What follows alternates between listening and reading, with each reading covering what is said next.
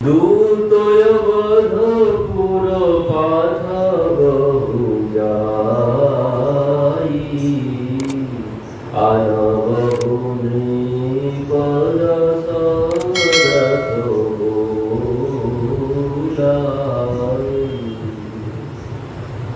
तो महाराज जनक अयोध्याय दूत पाठिয়েছেন महाराज दशरथকে আনার জন্য।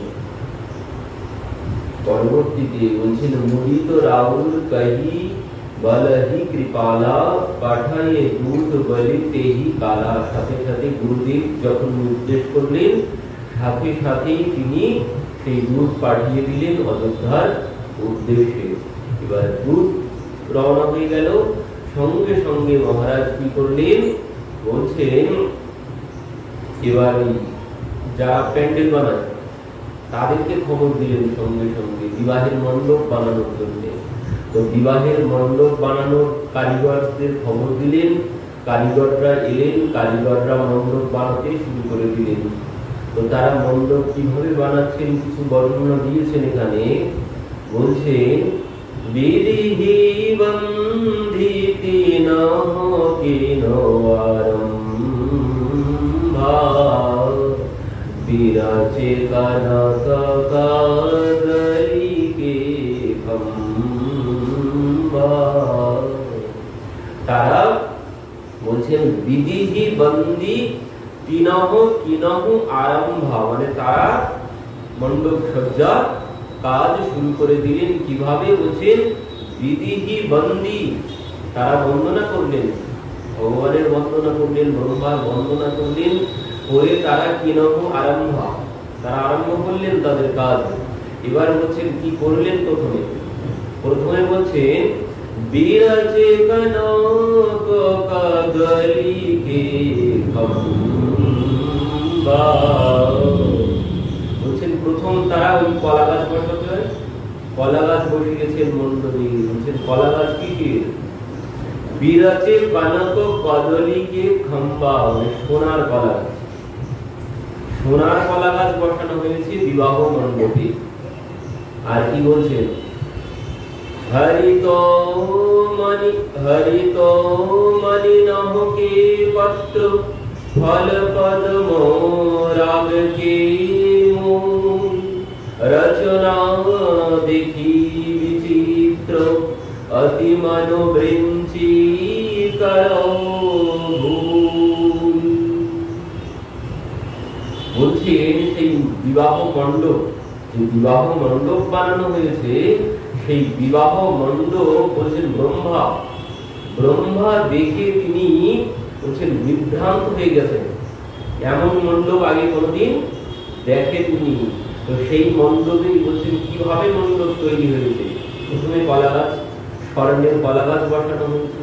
এবার আমরা যে আম পাতা ফুল গোলাপ ফুল বসাই, তো সেখানে সেই পাতার বদলে ফুলের বদলে কি বসানো হয়েছে বলছেন পান্না। পান্না কি রঙের? সবুজ রঙের হয়। তো সেই পান্না দিয়ে সমস্ত পাতা তৈরি করা হয়েছে। পান্না কেটে কেটে পাতা তৈরি হয়েছে। আর চুনি হয় গোলাপি রঙের। তো সেই চুনি দিয়ে পুষ্প গোলাপ তৈরি করা হয়েছে। চুনি পান্না হিরে মণি মুক্তা দিয়ে সেই বিবাহ মণ্ডপ সাজানো হয়েছে। ব্রহ্মা দেখে চমকে গেছেন। ব্রহ্মা লিখেছিলেন বিবাহ মণ্ডপে, তিনি সবকিছু করেছেন। তো তিনি এসে সেই মণ্ডপ দেখে তার চোখ দাঁড়িয়ে গেছেন। আগে কোনোদিন এমন মণ্ডপ সজ্জা তিনি কোথাও দেখেননি। তো এদিকে বিবাহ মণ্ডপ তৈরি হচ্ছে, এদিকে দূত তারা অযোধ্যার উদ্দেশ্যে গমন করেছেন। তো দূত অযোধ্যায় এসেছেন। পৌঁছে দূত রামপুর পাবন হরসে নগর বিলোকি সুহাবন ভূপদারতি নহ বখরাই দশরথ নিপা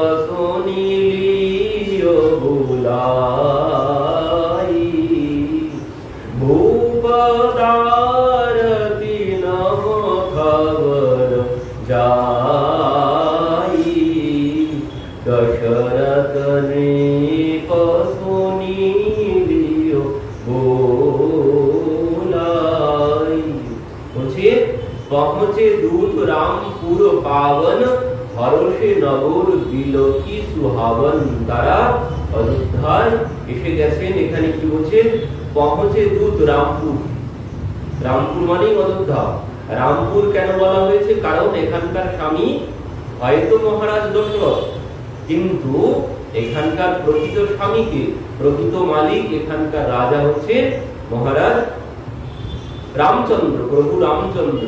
সেই জন্য অযোধ্যা বদলে এখানে তুলসীদাসজি বলছে পৌঁছে দূত রামপুর পাবন। পবিত্র সেই রামপুর অযোধ্যা নগরীতে দূতরা এসে উপস্থিত হয়েছে।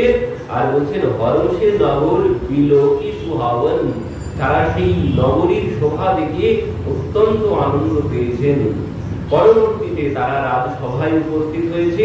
তো রাজসভায় যেতেই দাদিরা সঙ্গে সঙ্গে মহারাজের কাছে খবর নিয়ে গেছেন।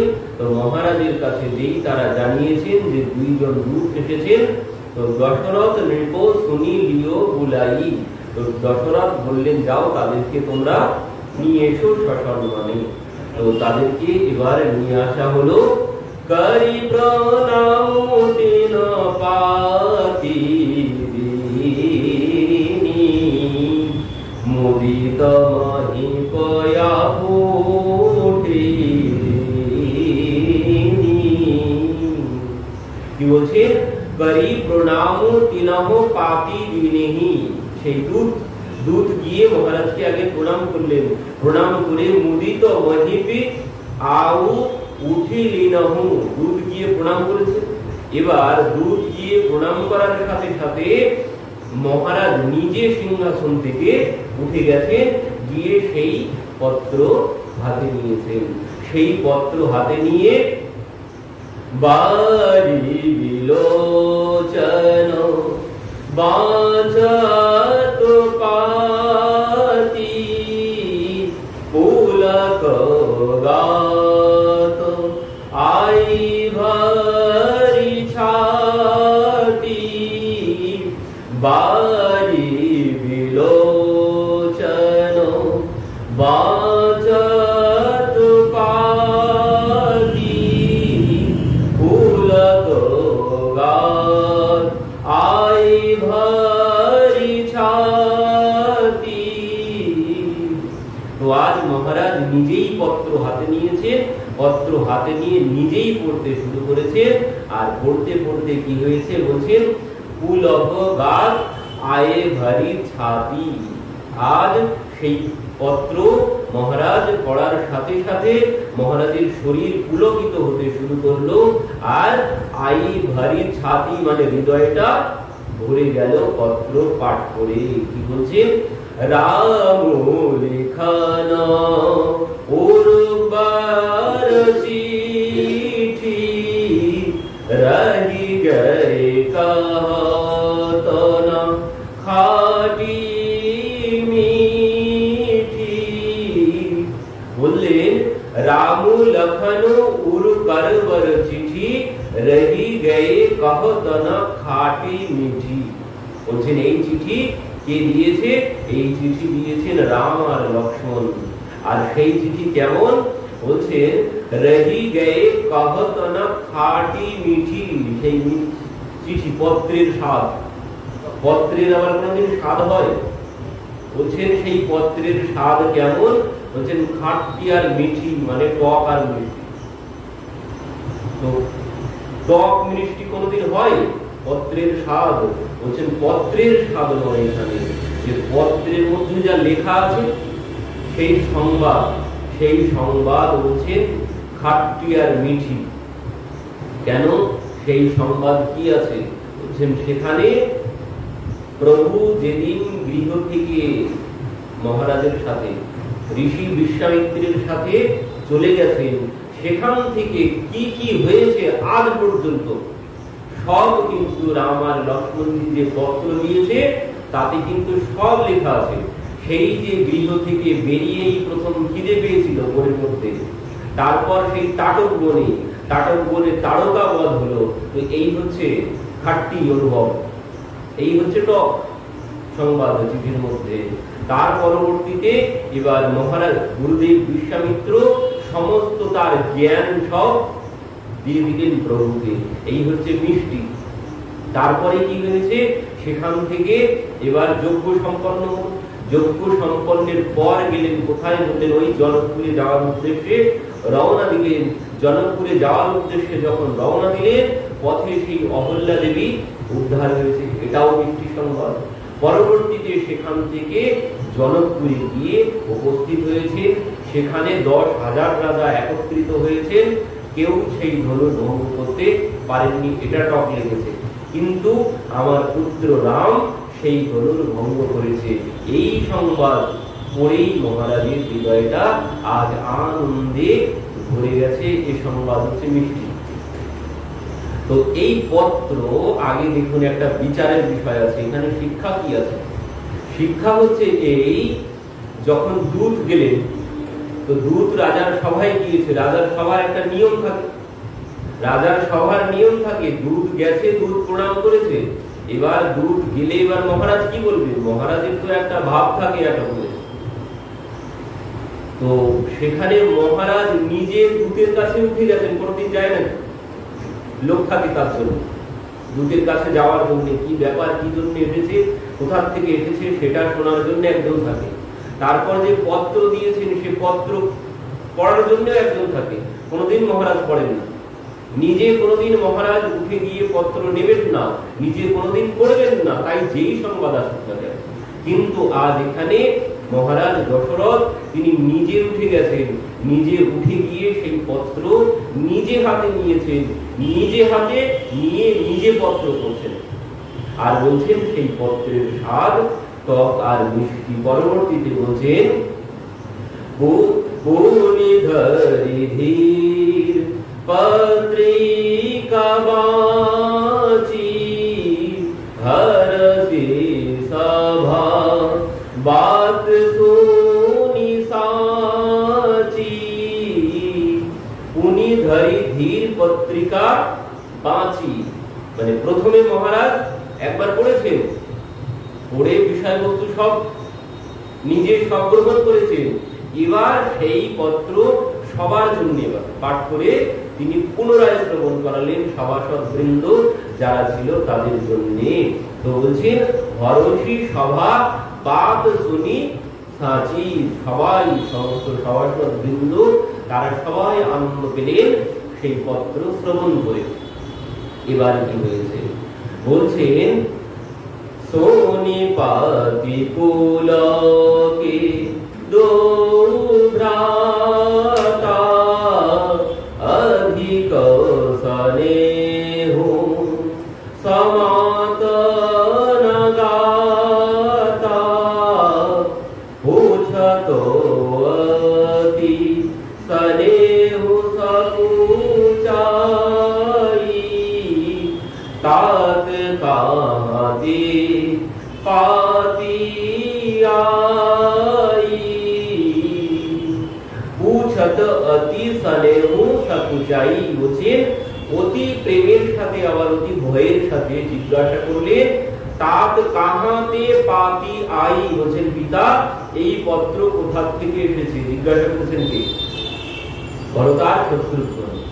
তারা দুইজন জিজ্ঞাসা করলেন যে পিতা এই পত্র কোথা থেকে এসেছে?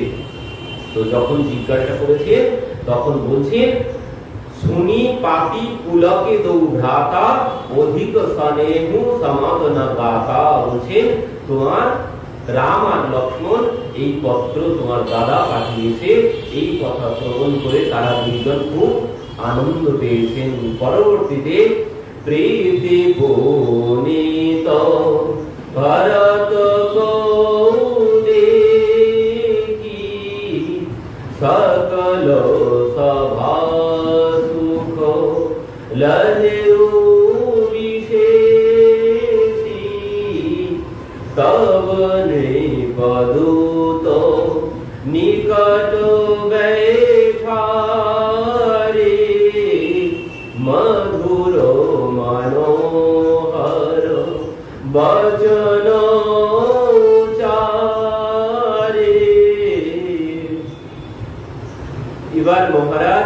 গিয়েছেন পুনরায়। উঠে গিয়ে কি করছেন?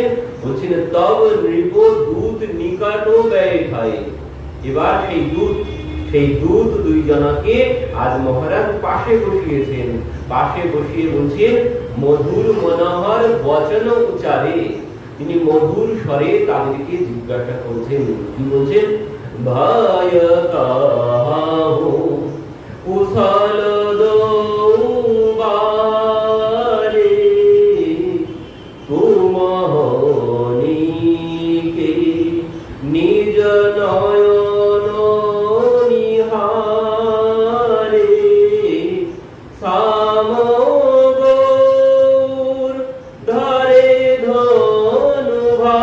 ধনু ভাতা বয়স কিশোর মুনি শাখা। কি বলছেন? ভাই কাহু কুশল দৌবারে তুমহ নিকে নিজ নয়ন নিহারে শ্যামল গৌর ধরে ধনু ভাতা বয়স কিশোর কৌশিক মুনি শাখা। বলছেন ভাই তোমরা আমার পুত্র দুইজনাকে দেখেছো? তোমরা আমার পুত্র দুইজনাকে বলছেন ভাই কাহু কুশল দৌবারে তুমহ নিকে নিজ নয়ন নিহারে। তোমরা দুইজন ভালো করে আমার পুত্র দুইজনাকে দেখেছো। আর কি বলছেন?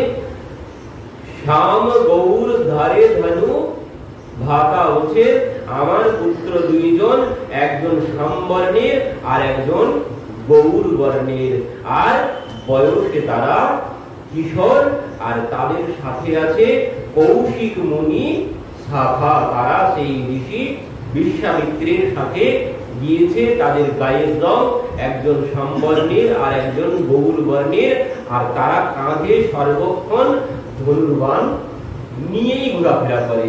তো তুমি ভাই তাদেরকে দেখেছো ভালো করে? তোমার এই নয়নে তুমি তাদেরকে দেখেছো? সেই যে চলে গেছে আর তাদের কোনো সংবাদ পাইনি, আজ এই পত্র পেয়েছি।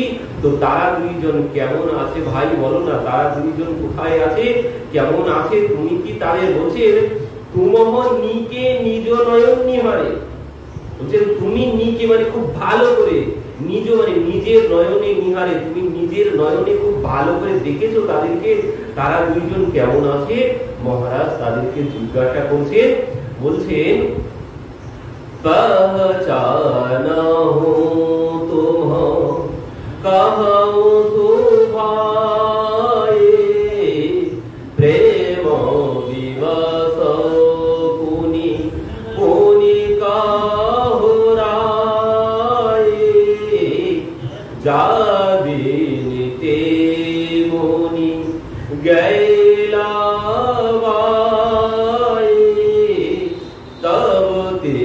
आजो साची सोधी पाए। तो आज মহারাজ দশরথ এই কথা বলছেন, আর আজ প্রেমে ভাবে বিভোর হয়ে গেছেন। পুত্রের প্রেমে তাদের সম্মুখে তিনি আজ কাঁদতে শুরু করেছেন। মহারাজ দশরথ বলছেন যা দিনতে মুনি গেলে বায়ে তবতে আজু সাঁচি সুধি পায়ে। সেদিন সেই মুনি নিয়ে গেল, সেখান থেকে আর কোনো খবর আমি তাদের পাইনি। তো বলছেন বলো না ভাই তোমরা যে তাদেরকে দেখেছো তাদেরকে চিনলে কি করে? আর মহারাজ জনক সে আমার পুত্র দুইজনকে কিভাবে চিনেছে? বলছেন কাহো বিদেহ কবন বিধি জানে সোনি প্রিয় বচন দূত মুস্কানে। কি বলছেন? কাহো বিদেহ কবন বিধি জানে। বলছেন বিদেহ জনক মহারাজ আমার পুত্র দুইজনাকে কিভাবে চিনল, তাদেরকে কিভাবে জেনেছে? বলছেন শুনি প্রিয় বচন দূত মুস্কানে। মহারাজের দিকে অবস্থা খারাপ, তিনি প্রেমে ভাবে বিগলিত হয়ে গেছেন। তার তো হৃদয়টা আনন্দ হচ্ছে, কিন্তু আনন্দের অশ্রুও ঝরছে তার দুই নয়নে। এখানে সেই দূত দুইজন, তারা দুইজন কি বলছেন, শুনি প্রিয় বচন দূত মুস্কানে। দূত দুইজন হেসে ফেলেছে, দূত দুইজন হাসতে শুরু করেছেন মহারাজের এই কথা শ্রবণ করে। তো দেখুন, আজ দূতদেরকে পাশে বসিয়েছেন, সম্ভব নাকি? একজন মহারাজ দূতকে কোনোদিন পাশে বসায়? দূতকে কোনোদিন পাশে বসায় না। তো দূতকে পাশে বসিয়েছেন, বসিয়ে আবার জিজ্ঞাসা করছেন তাদের কাছে যে আমার পুত্র দুইজন কেমন আছে। একজন মহারাজ, তার জায়গা দেখুন, আগে বিচার করতে হবে। যে রাজা, সে কোনোদিন দূতকে পাশে বসাবে? আর দূতকে যদি দূত কেউ আসে, বল কি খবর নিয়ে এসেছিস, এভাবেই তো বলবে সবাই। দূতকে কিভাবে কথা বলবে কেউ? দূত এলে বল কি খবর নিয়ে এসেছিস বা কি খবর, তো কোথার খবর কি খবর, এভাবেই জিজ্ঞাসা করবে। কোনোদিন পাশে বসাবে না। পাশে বসিয়ে বলছে, ভাই কাহো কুশল ভ্রাতা, বলছে আমার দুই পুত্র, তারা দুইজন কি কুশলে আছে?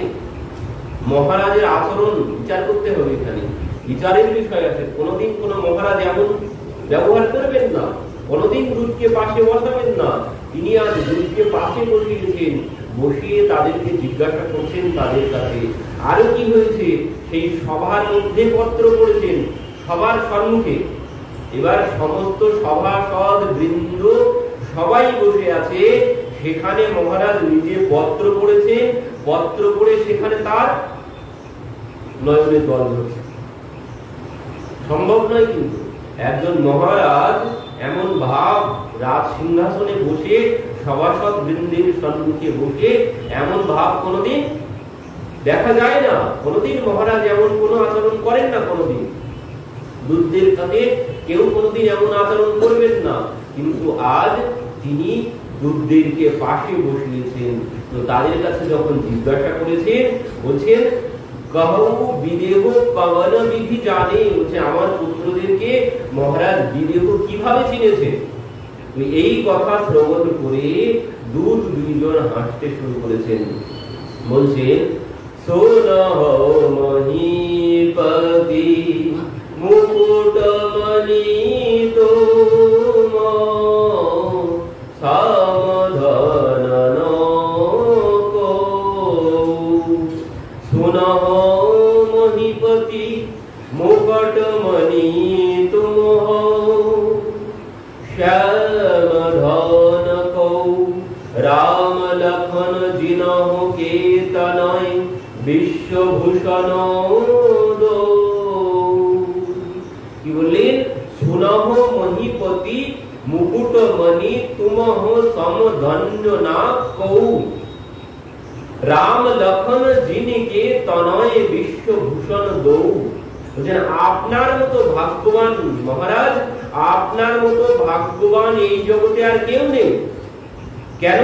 বলছেন রাম লক্ষ্মণের মতো দুইজন পুত্র যার আছে, তার মতো ভাগ্যবান এই জগতে আর দ্বিতীয় কেউ নেই। তো মহারাজ দশরথের স্বভাব বিচার করতে হবে আগে। তিনি মহারাজ হয়ে দূতদের সাথে কেমন আচরণ করছেন। পুত্রের সংবাদ দিয়ে সমস্ত সভাসদ বৃন্দের সম্মুখে বসেই কাঁদতে শুরু করেছেন। সম্ভব কোনদিন একজন মহারাজ রাজসভায় বসে কাঁদবেন? কোনদিন সম্ভব নয়। তো সেই মহারাজ, তো তার ঘরে ভগবান এসেছেন, যাত্রার ঘরে তিনি আসেন না, যার মধ্যে এমন স্বভাব আছে, এমন আচরণ আছে, সেখানে ভগবান আসবেন, যেখানে সেখানে ভগবান আসবেন না। আজ রাজসভায় বসে রাজোচিত কোন স্বভাব মহারাজের মধ্যে নেই। আজ পুত্রের প্রেমে ও রাজসভার সমস্ত কিছু, রাজসভার যে মর্যাদা থাকে, সমস্ত মর্যাদা তিনি ভুলে গেছেন, তার আর কোনো কিছু মনে নেই। আজ পুত্রের প্রেমে তিনি ভুলে গেছেন। ওই এমন যার মধ্যে স্বভাব আছে, তার ঘরেই ভগবান আসবেন, যেখানে সেখানে ভগবান আসেন না। তো এখানে বলছেন যে মহারাজ আপনার তো ভাগ্যবান এই জগতে কেউ নেই, আর কোনদিন হবেও না। কেন? বলছেন আপনার রাম আর লক্ষ্মণের মতো দুইজন পুত্র যারা আছে তার মতো ভাগ্যবান এই জগতে আর কেউ নেই। বলছেন পৌঁছানো জগন তনয় তুমারে পুরুষ সিংহ তিহু পুরুজিয়ারে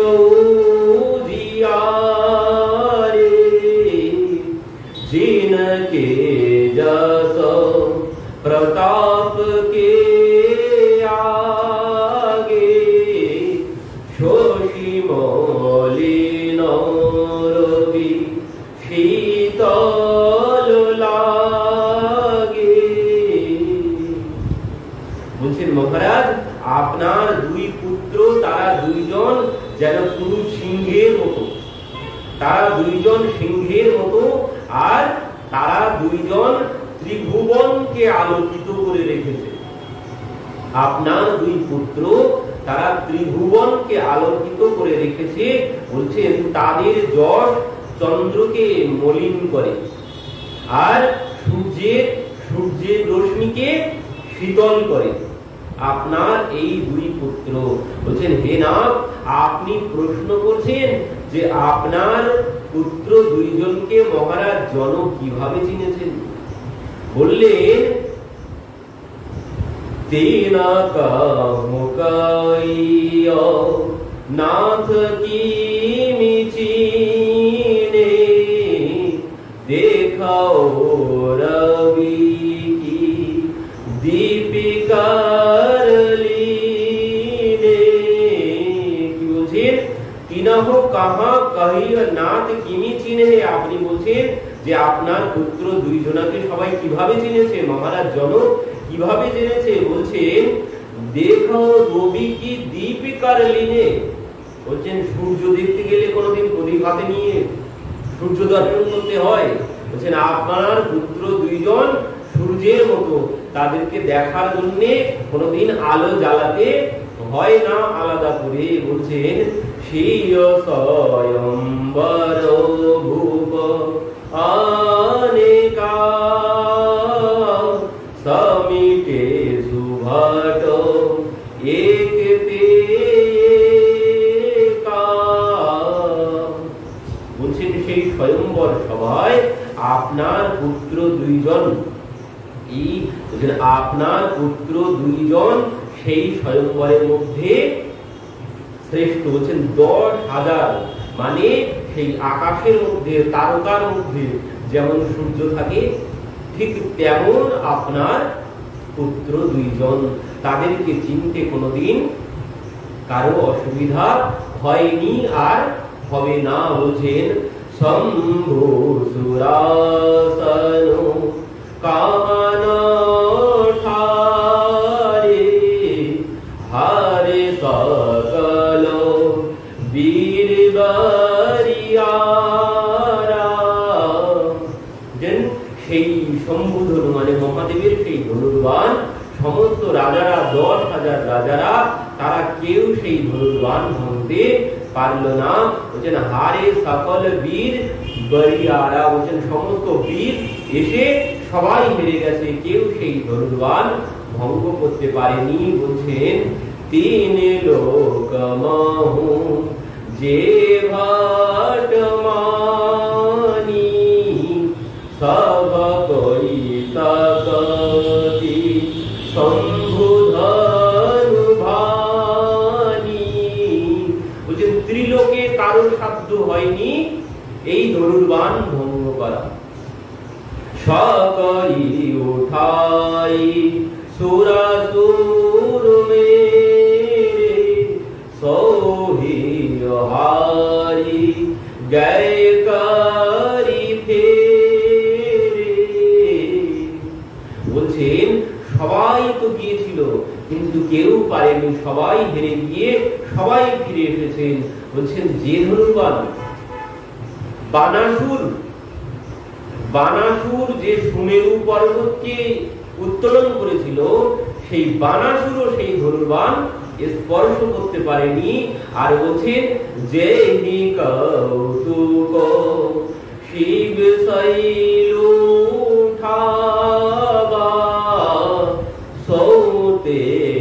सभा परऊ पावा কি বলছেন যেহি কৌতুক শিব শৈল উঠাবা মানে যিনি সেই শিব শৈল মানে কি কৈলাস পর্বত মহাদেব যেখানে থাকে তো বলছে যেনি মানে যিনি কৌতুক করে সেই শিব শৈল মানে মহাদেবের সেই কৈলাস পর্বত যিনি উঠিয়ে ধরেছিলেন দুই হাতে তিনিও সেই সভায় ছিলেন স্বয়ংবর সভায় সীতা দেবীর স্বয়ংবর সভায় স্বয়ং রাবণ ছিল তিনিও স্পর্শ করার সাহস পায়নি যে ধনুর্বাণ সেই ধনুর্বাণ আপনার পুত্র বলছেন তাহার রাম রঘুবর সমনি সোনয় মহামহিপাল ভঞ্জেউ চাপ প্রয়াস বিনু জিমি গজ পঙ্কজ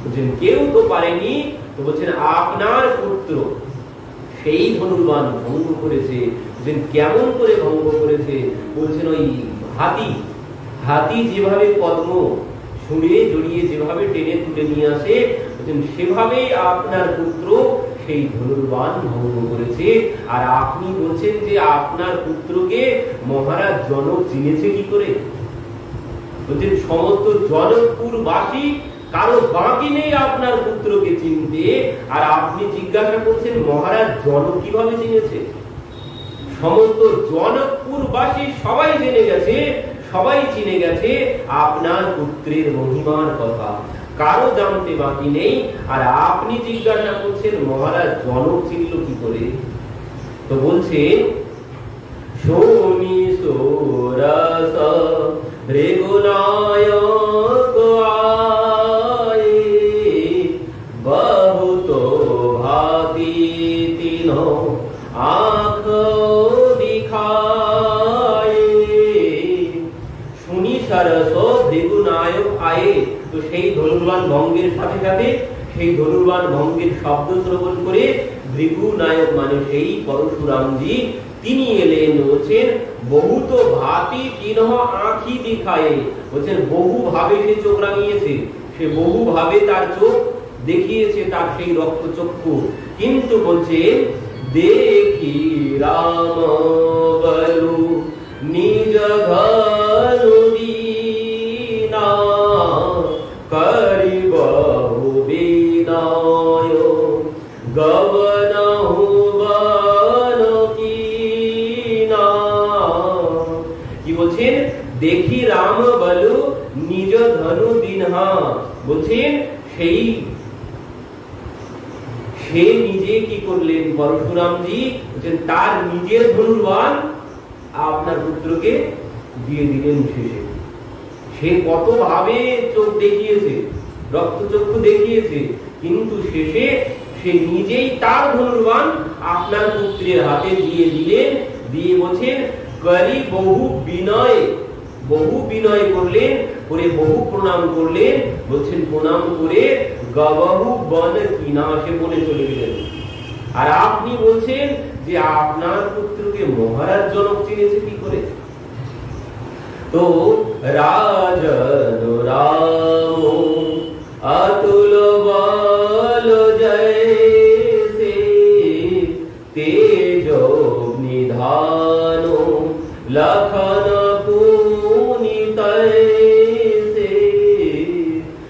রাজন রামু অতুলিত বল জয়সে বলছেন প্রভু রামচন্দ্রের মধ্যে যেমন অতুলিত বল আছে তার মধ্যে বলের শেষ নেই ঠিক তেমন তেজ ও নিধান লক্ষণ পুনিতৈসে যেমন রামের মধ্যে বলের অভাব নেই ঠিক তেমন লক্ষ্মণজির মধ্যে তেজের অভাব নেই কম্পহি ভূপ বিলকতু যাকে জিমি গজ হরি কিশোর কে তাকে দেব দেখি তব বালক দো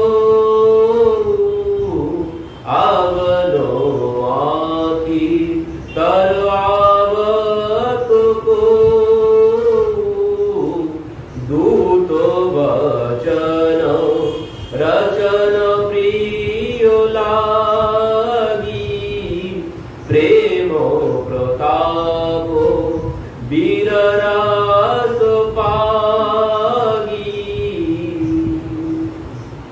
সভা সমেত রাও অনুরাগে দূতন মোদের নিছাবারি লাগে কহিয়ন পীতে মুদহি কানা ধর্ম বিচারি সবি সুখ মানা।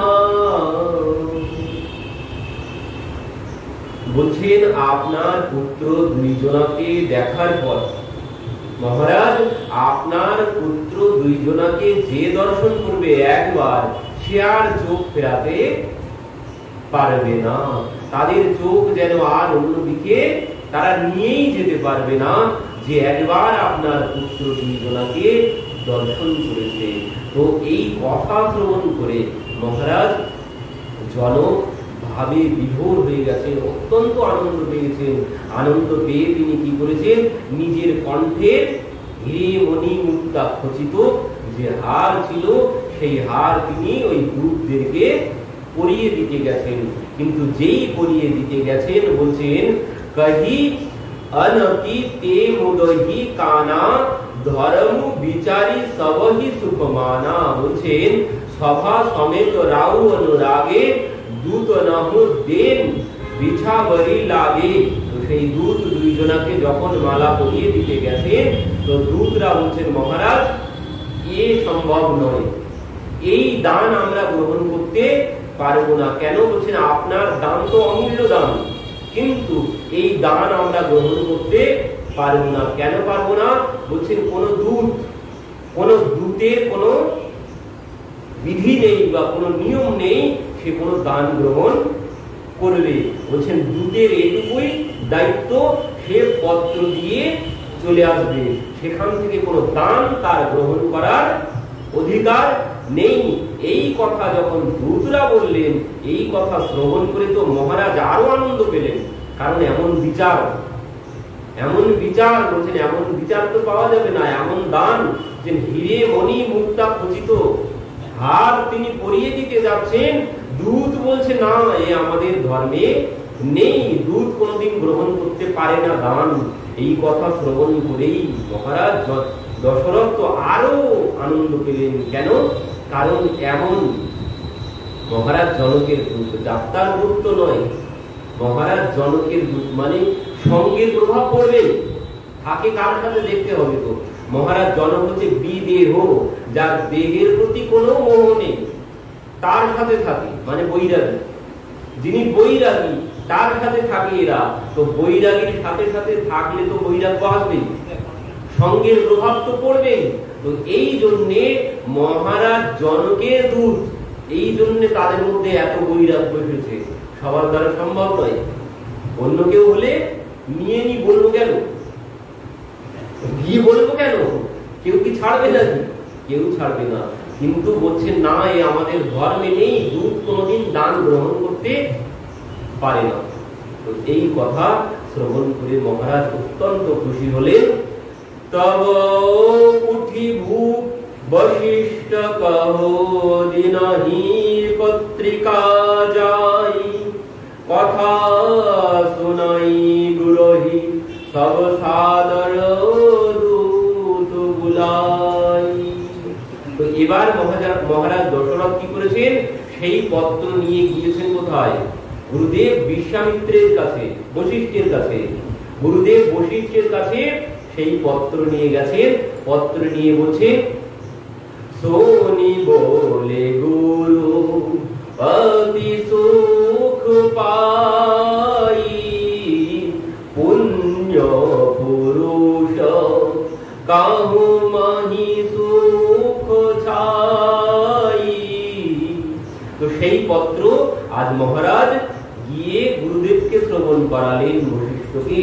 তো শ্রবণ করে গুরুদেব কি বলছেন, শুনি বলে গুরু অতি সুখ পাই। গুরুদেব খুব আনন্দ পেয়েছেন, পেয়ে বলছেন পুণ্য পুরুষ কাহা মহি সুখ ছাই। বলছেন আপনার মতো পুণ্যবান ব্যক্তি, আপনার মতো ভাগ্যবান এই জগতে আর নেই রাজন। বলছেন जिमि सरिता सागर महु जाई यद्यपि ताहि कामना नाही तिमि सुख संपत्ति बिनाहि बुलाए धर्मशील पाहि जाहि सुहाए। কি বলছেন? जिमि सरिता सागर महु जाई यद्यपि तेहि कामना नाहि। বলছেন নদী নদী কি করে? নদী সব সাগরে গিয়েই মিলিত হয়। সাগর কোনোদিন বলে না যে তোমরা আমার কাছে এসো, সাগর কোনোদিন নদীকে ডাকে না, কিন্তু নদী সব সাগরে গিয়েই মিলিত হয়। কেন? কারণ সাগরের কিন্তু প্রয়োজন নেই, সে সদা সর্বদা পূর্ণ হয়ে আছে। তাকে পূর্ণ করতে যাওয়ার জন্য নদী যায় না। কেন যায়? নিজে পূর্ণ হওয়ার জন্য। তো নদী কি জন্য যায়? সাগর তাকে ডাকে না, কিন্তু নদী সাগরের কাছে যায়। তো বলছেন ঠিক তেমন তিনি সুখ সম্পত্তি বিনহি বুলায়। বলছেন যিনি আপনি, বলছেন তিনি সুখ সম্পত্তি, সুখ সম্পত্তি কোথায় যাবে? বলছেন ধর্মশীল পাহি যাহু সুভাই। বলছেন অর্থ সম্পদ যশ খ্যাতি যায় কোথায়? যে অর্থ সম্পদ যশ খ্যাতি যায় তার কাছে। কার কাছে? বলছেন যিনি আপনার বিদেহ, আপনার মতো ধার্মিক, আপনার মতো বিচক্ষণ যিনি ব্যক্তি, তার কাছে বলছেন না চাইলেও, না চাইলেও সমস্ত সুখ সম্পত্তি তার কাছেই যাবে, যেখানে আপনার মতো ব্যক্তি আছে। বলছেন তোমহ গুরু প্রিয় ধেনু সুর সেবী তসি পুনিত কৌশল্যা দেবী। বলছেন তুমহ গুরু বিপ্র ধেনু সুর সেবী। বলছেন আপনার মতো গুরু সেবী, ব্রাহ্মণ সেবী, ধেনু সেবী, সুর সেবী, দেবতাদের সেবী। বলছেন আপনার মতো সেবক যেখানে আছে সেখানে বলছেন আপনি তো আছেনই, আর আপনার থেকেও বড় আরেকজন আছে। তিনি কে? বলছেন তাসি পুনিত কৌশল্যা দেবী। যে আপনার থেকেও, আপনার উপরে তিনি। তো বলছেন আপনাদের মতো ব্যক্তি, আপনাদের মতো গুণবান ব্যক্তি যেখানে আছে, বলছেন সেখানেই সমস্ত সুখ শান্তি সম্পত্তি সেখানেই গমন করে। যেভাবে নদী সমুদ্রের কাছে গমন করে, সমুদ্র না চাইলেও নদী তার কাছে চলে যায়। বলছেন ঠিক তেমন ভাবে যার মধ্যে এমন সদ্গুণ আছে, যিনি গো ব্রাহ্মণ ভক্ত দেবতা সেবী, তার কাছে বলছেন সমস্ত সুখ সম্পত্তি না চাইলেও তার কাছে গিয়ে উপস্থিত হবে। বলছেন তোমাতে অধিক পুণ্য বড় কাকে রাজন রাম সরিষ সুত যাকে। বলছেন তোমাতে অধিক পুণ্য বড় কাকে। বলছেন তোমার মতো বড় পুণ্যবান এই জগতে আর নেই। কেন? বলছেন রাজন রাম সরিষ সুত যাকে। বলছেন রামের মতো পুত্র যার কাছে আছে তার মতো ভাগ্যবান এই জগতে আর নেই, পুণ্যবান এই জগতে আর নেই। কারণ পুণ্যবান ব্যক্তি না হলে তার কাছে তো ভগবান আসবেন না। যে তোমার মতো পুণ্যবান আর এই জগতে কেউ নেই, সেই জন্যই ভগবান এখানে এসেছেন। তো গুরুদেবের কাছ থেকে এবার গুরুদেবকে সমস্ত কথা শ্রবণ করালেন, গুরুদেব আশীর্বাদ করলেন। তো পরবর্তীতে মহারাজ কি করেছেন সেই চিঠি নিয়ে এবার গেছেন কোথায়? এবার বলছেন রাজসবু রানিবাস বুলায়ে জন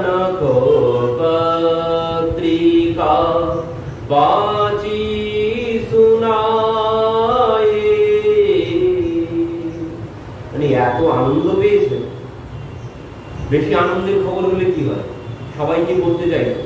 তো ঠিক সেই একই অবস্থা হয়েছে। তো নিজে পড়েছেন, নিজে পড়ে তারপর সমস্ত সভাসদ বৃন্দ সবাইকে শ্রবণ করিয়েছেন, তারপর নিয়ে গুরুদেবের কাছে গেছেন, গুরুদেবকে শ্রবণ করালেন। এবার গেছেন অন্দরমহলে, যেখানে রানীরা সব আছে, রানীদের কাছে গিয়েছেন, গিয়ে সেখানে তাদেরকে পত্র পাঠ করে শ্রবণ করালেন। এবার বলছেন সোনি সন্দেশু সকল হর্ষানি অপর কথা সব ভূপ বাখানি। তো মহারাজ সেই পত্র পাঠ করে রানীদেরকে শ্রবণ করালেন। প্রেম প্রফুল্লিত রাজহি রানী মানহ শিখানহি শনিবার দোবানি মুদিত আশিষ দেহি গুরু নারী অতি আনন্দ মগন মহাতারি। তো সেই পত্র শ্রবণ করে সমস্ত রানীরা সবাই আনন্দে প্রেমে ভাসতে শুরু করেছেন। বলছেন আজ অন্দরমহল প্রেমে ভরে গেছে, আনন্দে প্রেমে অন্দরমহল আজ ভরে উঠেছে। লেহি পরশ পর অতি প্রিয় পাতি হৃদয় লাগায়ে জুড়ায়ে বাহু ছাতি।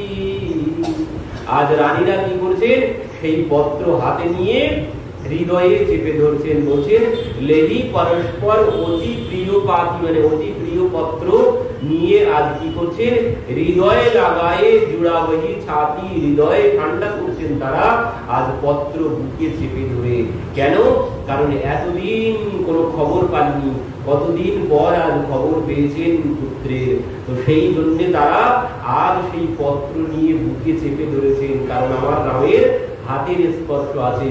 ওই যে অবস্থা হয়েছিল সেই বৃন্দাবনে, উদ্ধব যখন পত্র নিয়ে গিয়েছিলেন ভগবান শ্রীকৃষ্ণের, গোপীরা কি করেছিল, গোপীরা বলছে ওই দেখি দেখি উদ্ধব আমাদের জন্য সে কি পাঠিয়েছে। উদ্ধব যেই কোচর থেকে, মানে ধুতির থেকে সেই পত্র বার করলেন। এবার পত্র বার করে যেই বাইরে বার করেছেন, হাতে ধরেছেন, তিনি পড়তে যাবেন। এবার সঙ্গে সঙ্গে গোপীরা সব ছুটে এসেছেন, এসে সেই পত্র হাত থেকে নিয়ে নিয়েছেন। আর হাত থেকে নিয়ে তারা কি করছে, সব ছিঁড়ে কুটি কুটি করে ফেলেছে। আর ছিঁড়ে কুটি কুটি করে সবাই ওই এক এক কুচি, সেই পত্রের এক এক কুচি নিয়ে সবাই সমস্ত শরীরে লাগাচ্ছে, সমস্ত শরীরে বোলাচ্ছে সেই পত্র। কেন? বলছে এর মধ্যে আমাদের প্রিয়ের হাতের স্পর্শ আছে, ভগবানের হাতের স্পর্শ আছে। তো তার সেই হাতের অঙ্গের স্পর্শ পাওয়ার জন্য সেই পত্র তারা অঙ্গে বোলাচ্ছেন। আর উদ্ধব বসে বসে হাসছেন, যে এদের মতো মূর্খ জগতে নেই, এদের মতো মূর্খ নেই। পত্রের মধ্যে লেখা থাকে সংবাদ, পত্র এইভাবে গায়ে ছোঁয়ালে কিছু হবে? বলছেন পত্র পাঠ করে আগে শ্রবণ করতে হবে, তারপর তো সংবাদ পাবে। এরা এদের মতো মূর্খ আর জগতে নেই। এরা সেই পত্র শ্রবণের আগে সেই পত্র ছিঁড়ে ফেলে কুটি কুটি করে ফেলেছে। তো আজ ওই একই অবস্থা, গোপীদের যে অবস্থা হয়েছিল ভগবানের পত্র পেয়ে, ঠিক ওই একই অবস্থা হয়েছে। আজ তিনজন মায়েরা সেই পত্র নিয়ে আজ অঙ্গে বোলাতে শুরু করেছেন। তো মহারাজ राम लखन के करती, राम लखन के करती करनी बारही बार भूप बर बरनी। तो এবার রানীরা কি বলছেন, বলছেন মহারাজ তাহলে আপনি খুব শীঘ্র গমন করুন জনকপুরের উদ্দেশ্যে। আর আপনি তো যাবেন, কিন্তু যেন বেশি দেরি করবেন। মায়েরা তো খুব আনন্দ পেয়েছেন। বলছেন মায়েরা এত আনন্দ পেয়েছেন, বলছেন যে সর্বস্ব হারা ভিখারি, ভিখারি যদি বহু সম্পদ পেয়ে যায়, হঠাৎ একসাথে, তার যেমন আনন্দ হবে ঠিক তেমন আনন্দ হয়েছে আজ মায়েদের। তো মায়েরা বলছেন মহারাজ আপনি রওনা দিন, তো আপনি খুব শীঘ্র সেখানে যেন গিয়ে ভুলে যাবেন না, আপনি খুব শীঘ্র চলে যান, গিয়ে খুব শীঘ্র পুনরায় ফিরে আসবেন। তো এই কথা শ্রবণ করে ভূপ ভরত পুনি লিও বুলায়ে, है गए संदन साजो जाई, चलहो बेगी रघुबीर बारात, सोना तो पुलको पूरे दो भ्राता, भूप भरत पुनि लियो बुलाए। মহারাজ ভরতকে পুনরায় ডাকলেন, ডেকে বললেন চলহু বেগী রঘুবীর বারাতা, তাড়াতাড়ি বরযাত্রী নিয়ে যাওয়ার ব্যবস্থা করো। তো এই সংবাদ দিয়ে এবার বলছেন সুনত পুলক পুরে দৌভ্রাতা, ভরত আর শত্রুঘ্ন আজ আনন্দে নেচে উঠলেন। সঙ্গে সঙ্গে তারা বরযাত্রী যাওয়ার জন্য ব্যবস্থা করতে শুরু করলেন। হাতি ঘোড়া পালকি যা আছে সব এবার সবাইকে বলে দিলেন, সমস্ত কিছু ঠিকঠাক করে রওনা দেওয়ার জন্য প্রস্তুত হতে তিনি সবাইকে বলে দিলেন। পরবর্তীতে সমস্ত অযোধ্যা নগরীতে সংবাদ গেল, সমস্ত অযোধ্যাবাসী তারাও সবাই বরযাত্রী যাওয়ার জন্য তারাও সব যে যার মতো ভাবে প্রস্তুত হয়ে গেলেন। যার যা ছিল, হাতি যার ছিল সে হাতির পিঠে রওনা দিয়েছেন, যার ঘোড়া ছিল সে ঘোড়ার পিঠে রওনা দিয়েছেন, আর এগুলো যাদের ব্যক্তিগত। আর এদিকে তো মহারাজের আছেই, তো মহারাজের যত হাতি ঘোড়া পালকি যা ছিল সব আজ বরযাত্রী যাওয়ার জন্য প্রস্তুত হতে শুরু করেছেন। এদিকে বলছেন সেই হাতি ঘোড়াকে স্বর্ণ দিয়ে সাজানো হয়েছে, রথ সমস্ত স্বর্ণ দিয়ে সাজানো হয়েছে। তো পরবর্তীতে বলছেন সেখানে গাবহি গীত মনোহর বাণী, অতি আনন্দ যাই বাখানি। সমস্ত অযোধ্যাবাসী সবাই বরযাত্রী যাওয়ার জন্য আজ মহারাজের ভবনের সম্মুখে এসে উপস্থিত হয়েছেন। আর কি হচ্ছে বলছেন গাবহি গীত মনোহর বাণী, গান গাইছেন তারা মনোহর বাণীতে, অতি মধুর বাণীতে গীত গাইছেন। অতি আনন্দ যাই বাখানি, বলছেন সেই আনন্দের কথা বর্ণনা দেওয়া সম্ভব নয়। তুলসীদাসজি বলছেন তব সোমন্ত দৌ সন্দন সাজি, জিতে রবি হয় নিকন্দকবাজি। সুমন্ত সুমন্ত কি করলেন? দুইটি রথ খুব সুন্দর করে সাজালেন। তো সেই দুইটি রথ এবার সাজিয়ে তিনি এনেছেন। দৌরথ রুচির ভূপ পাহিয়ানে, নাহি শারদ পাহি যাহি বাখানে। সুমন্ত সেই রথ সাজিয়ে এনেছেন। তো বলছেন নাহি শারদ পাহি যাহি বাখানে, সেই রথের সাজসজ্জা সেও বর্ণনা দেওয়া সম্ভব নয়। দুইটি রথ সম্মুখে এসে দাঁড়িয়েছেন। দৌরথ রুচির ভূপ পাহি আনে, দুটি রথ মহারাজের সম্মুখে এনেছেন। এবার যখন রথ এসে উপস্থিত হয়ে গেছে, তৈরি রথ রুচির বশিষ্ঠ कहु हर्षि चढ़ाई नरेशु आपू चढ़ेयु संदेनु सुमिरि हर गौरी गणेशु। तो आज একটি রথে সেই সুন্দর দুইটি রথ এনেছেন। সেই সুন্দর দুইটি রথের মধ্যে একটি রথে তিনি মহারাজ আজ গুরুদেবকে বসিয়েছেন। গুরুদেব বশিষ্ঠকে একটি রথে বসিয়েছেন। বসিয়ে তিনি শিব পার্বতী গণেশ সবাইকে স্মরণ করলেন, দেবতাদেরকে স্মরণ করলেন, স্মরণ করে আজ তিনি সেই রথে উঠলেন। সাহিত বশিষ্ঠ সবনে পকাইছে সুর গৌর সঙ্গ পুরন্দর জয়সে। বলছেন কেমন দেখাচ্ছে, বলছেন সেই রথ দেখে যেন মনে হচ্ছে যেন ইন্দ্রের রথ চলেছে। আর বলছেন করিকুল রীতি বেদ বিধি রাও দেখি সবহি সব ভাতি সুবাহু। বলছেন গুরুদেব সেই রথে বসেছেন, তো সেই রথ দেখে মনে হচ্ছে যেন ইন্দ্রের রথ এসে উপস্থিত হয়েছেন।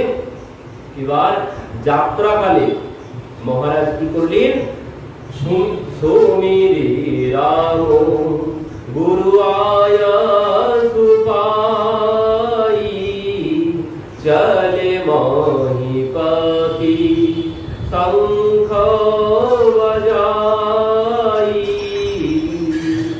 তো আজ মহারাজ শঙ্খ বাজিয়ে দিলেন, শঙ্খ বাজিয়ে সেই রথ এবার তিনি রথে উপবেশন করলেন। মহারাজ শঙ্খ বাজিয়ে বলছেন হরষে বিবুধ বিলকি বারাতা বরশিহি সুমন সুমঙ্গল দাতা। বলছেন দেবতারা পুষ্প বৃষ্টি শুরু করেছেন, পুষ্প বৃষ্টি করছেন উপর থেকে। আর দেবীরা, এখানে কিন্তু সমস্ত দেবতারা এসেছেন, এই বরযাত্রী সমস্ত দেব দেবী সবাই এসেছেন, সবাই ব্রাহ্মণ আর ব্রাহ্মণীর ছদ্মবেশে সবাই এসে আজ এই বরযাত্রী চলেছেন। তো বলছেন সেই বরযাত্রী राम जी की अजब बारात अवध से मिथिला चली, राम जी की अजब बारात अवध से मिथिला चली। কি বলছেন, বলছে রামজির আজব, যিনি এক অদ্ভুত বরযাত্রী, প্রভু রামচন্দ্রের অদ্ভুত বরযাত্রী চলেছেন। কোথা থেকে? অযোধ্যা থেকে মিথিলায়, মিথিলার উদ্দেশ্যে গমন করেছে। বলছেন এক অদ্ভুত বরযাত্রী। কেন বলুন তো অদ্ভুত বলা হয়েছে? অদ্ভুত বলা হয়েছে কেন? বলছেন এমন বরযাত্রী জগতে আর কারো যায়নি, আর কারো যাবে না, এই প্রথম বরযাত্রী। বলছেন এইভাবে কোনোদিন কোনো বরযাত্রী যায়নি। কেন যায়নি? বলছে কিন্তু দুल्हा नहीं है साथ राम जी की अजब बारात अवध से मिथिला चली, किंतु दुल्हा नहीं साथ राम जी की अजब बारात। কি জন্য? বলছেন বরযাত্রী তো চলেছে কিন্তু বরই নেই। বরযাত্রী যাচ্ছে, বরযাত্রী যাচ্ছে অথচ কোনো বর নেই। এই জন্য বলছেন এক অদ্ভুত বরযাত্রী চলেছে যাদের সাথে বর নেই। বলছেন এমন কোনদিন আজ পর্যন্ত কেউ এইভাবে বিবাহ করতে যায়নি। বলছেন বর আগে চলে গেছেন 6 মাস আগে, বরযাত্রী যাচ্ছে 6 মাস পরে, বরযাত্রীদের সাথে কোনো বর নেই। তো সমস্ত বরযাত্রী তারা সমমঙ্গল গীত গাইতে গাইতে চলেছেন, দেবতারা পুষ্প বৃষ্টি করছেন, পুষ্প বৃষ্টি করতে করতে তারা সবাই সেই জনকপুরের উদ্দেশ্যে, মিথিলার উদ্দেশ্যে এসে উপস্থিত হয়ে গেছেন। আগবানা হো জব দেখিবারা ওরো আনন্দ পুলক ভারগা। তো সেই বরযাত্রী আজ মিথিলায় এসে উপস্থিত হয়ে গেছেন। বলছেন আগগহন জব দিনহু বরাতা পুর আনন্দ পুলক ভর গাতা। এদিকে কন্যার বাড়ি সবাই যখন খবর পেলেন যে বরযাত্রী এসে গেছে, তারা সবাই আনন্দে নেচে উঠলেন। তাদের আনন্দ আর রাখার জায়গা নেই। তো বললেন কি করলেন? প্রথমে কি করলেন বরযাত্রীদের জন্য? কি করলেন দেখুন, বলছেন কনক কলস ভরি কোপার খারা ভাজন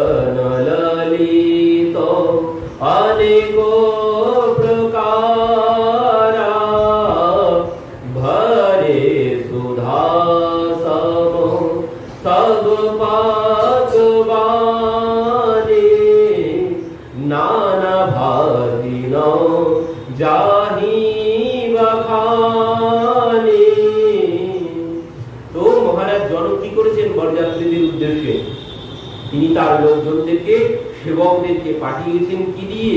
বলছেন সুবর্ণ কলসি। সুবর্ণ কলসিতে বলছেন সুগন্ধি জল দিয়ে পাঠিয়েছেন। আর কি বলছেন? অমৃত সম পানীয়, বরযাত্রীদের পানের জন্য বলছেন অমৃত সম পানীয় পাঠিয়েছেন তাদের জন্য। চরণ ধৌত করার জন্য জল পাঠিয়েছেন, সুগন্ধি জলের ব্যবস্থা করেছেন, সব সোনার কলসিতে করে, সোনার কলসিতে করে পানীয়ের ব্যবস্থা করেছেন। আর কি বলছেন? দুধ চিড়া উপহার পারা, ভারি ভারি পাকারি চলে কাহারা। বলছেন দুধ চিড়া উপহার অপারা, ভারি ভারি বাকরি চলে কাহারা। বলছেন সেবকরা তারা এই দুধ দই চিড়া মিষ্টি মিঠাই নিয়ে সবাই চলেছেন। আর তার আগে কি হয়েছে? থাকার জন্য, বরযাত্রীদের থাকার জন্য সুন্দর ব্যবস্থা করা হয়েছে, অতিথিশালা নির্মাণ করা হয়েছে। কারণ এমন বরযাত্রী, এমন লক্ষ লক্ষ বরযাত্রী কোনোদিন কারো বিবাহে যায়নি, তো তাদের সবার জন্য থাকার ব্যবস্থা করা হয়েছে। কত বরযাত্রী গিয়েছে বলছে ও সংখ্যা গুণে বলা সম্ভব নয়। আর সমস্ত বরযাত্রীদের জন্য আলাদা আলাদা ঘরের ব্যবস্থা করেছেন মহারাজ জনক, সম্ভব নয় কোনোদিন। আমরা কি হয় 50 জনের জায়গায় যদি 10 জন বেশি হয় শর্ট পড়ে যাবে, কিন্তু এখানে বলছেন অগণিত বরযাত্রী, সমস্ত দেবতারা তো আছেই, অযোধ্যাবাসী সবাই, অযোধ্যার নরনারী সবাই এসেছে, ও গুণে বলা সম্ভব নয়। বলছেন তাদের সবার জন্য আলাদা আলাদা ব্যবস্থা করেছেন, তাদের ভোজনের ব্যবস্থা, তাদের থাকার ব্যবস্থা, তাদের চরণ ধৌত করার ব্যবস্থা আগে করেছেন, তাদের থাকার ব্যবস্থা, ভোজনের ব্যবস্থা সব করেছেন তিনি। তো বলছেন দেখিবা দেখিবা সহিত অগবান মোদিত বারাতি হো না নিশানা। বলছেন আনন্দের আর সীমা নেই। জনকপুর বাসী তারা এই বরযাত্রী দর্শন করে আজ আনন্দে নাচতে শুরু করেছে।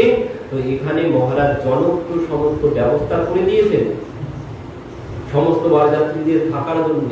তো পরবর্তীতে বলছেন বরসে সুমান সুর সুন্দরী গাবই মোদিত দেব দ্বন্দ্ব বিভাজয়ী বস্তু সকল রাখি নৃপ আগে বিনয় কিনি তিনহ অতি অনুরাগে। সমস্ত দ্রব্য এনে মহারাজের সম্মুখে আগে রাখা হয়েছে, মহারাজ দশরথের সম্মুখে মহারাজ জনক যে সামগ্রী পাঠিয়েছেন। তো পরবর্তীতে বলছেন একটা চমৎকার বিষয় ঘটেছে এখানে।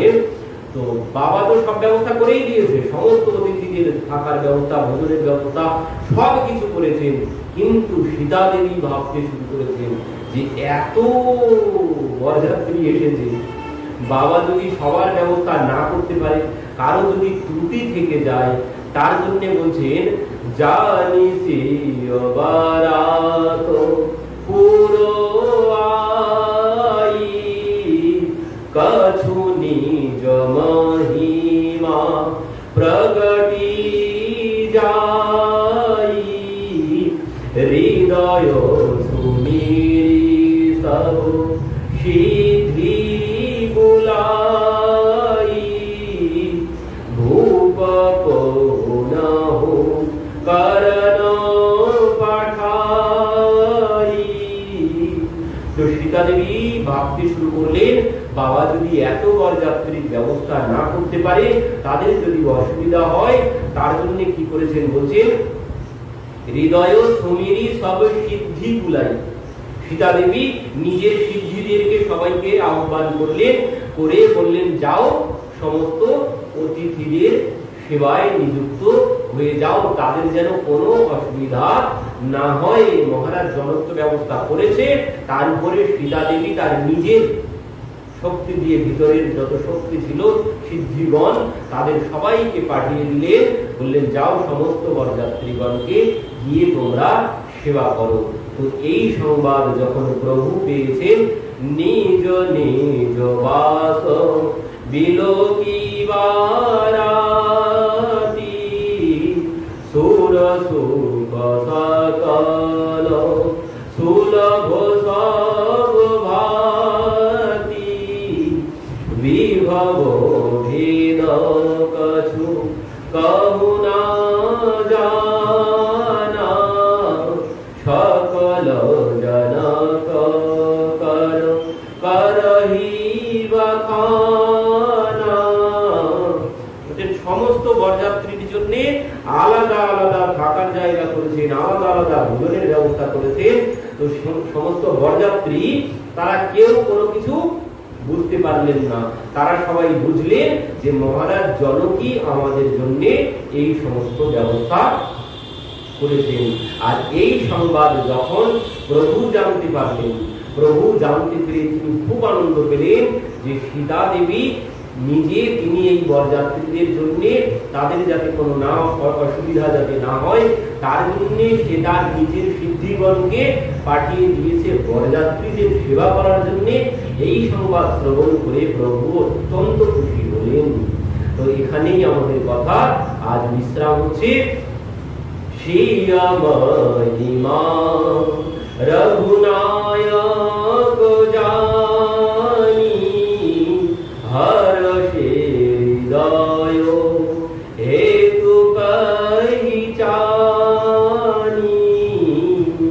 তুলসীদাসজি বলছেন স্বীয় মহিমা রঘুনায়ক জানি, সীতা দেবীর মহিমার কথা প্রভু রামচন্দ্র জেনে হর্ষে হৃদয় হেতু পহিচানি, এই মহিমার কথা জেনে প্রভু অত্যন্ত খুশি হলেন।